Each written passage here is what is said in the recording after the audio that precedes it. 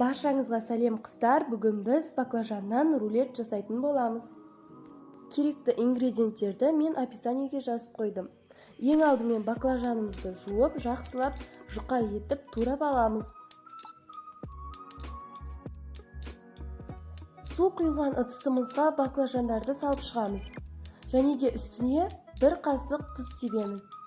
Оның бетін тарелкемен бастырып қоямыз. Себебі біздің баклажандарымыз қарайып кетпеуі керек.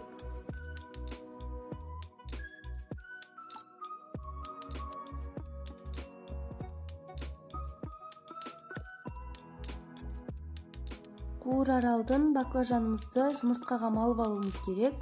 Ол үшін 2 жұмыртқаны жақсылап араластырамыз. Және де осы жұмыртқаға баклажанымызды малып, жақсылап қуырып аламыз.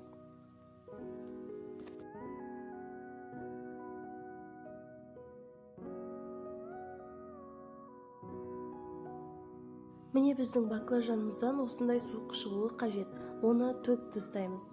Және де осы баклажанымызды жұмыртқамызға малып, жақсылап қуырып аламыз. Оған дейін біз соус жасайтын боламыз. Ең алдымен майонезімізді ыдысымызға салып аламыз.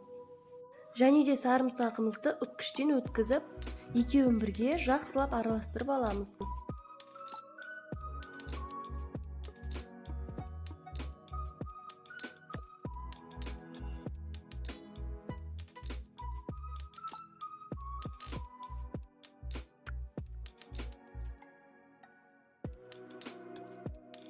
Енді қызанағымызды турайтын боламыз. Ең алдымен жақсылап тазартып аламыз, одан кейін барлық қызанақты кубиктеп турап шығамыз.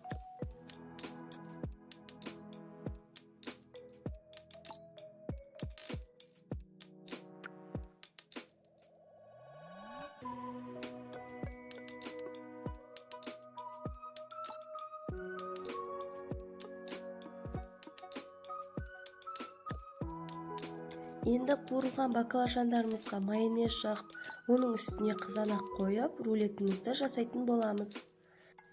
Рулеттің жасалуы видеода көрсетілген, өте оңай. Дәл солай жасасаңыздар, өте керемет болып шығады.